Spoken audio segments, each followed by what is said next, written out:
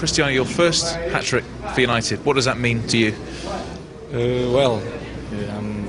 It's good. It's good for me. I'm very, very proud. I'm very happy.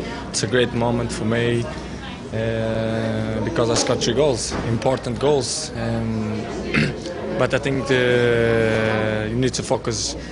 You are in the top of the league. I think this is the most important. And the second half, I think we play brilliant. We play fantastic. We score 6 goals. I think this is amazing. Now we need to keep going like that. I think you are in a good form, and the team feel great, very confident, and you practice fantastic football.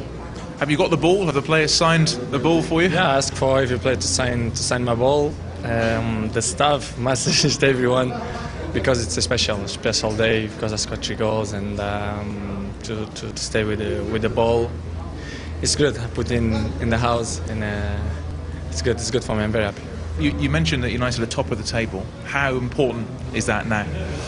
Well, it's always important to be in the top of the table, and you are now in the top. I think this is good. I think 17 or 16 games to left the Premier League, and the timing is coming. The time is coming tight, and I think the team is very confident. You practice good football, and you are in a way. It's great for the confidence, for the spirit. I think it's fantastic.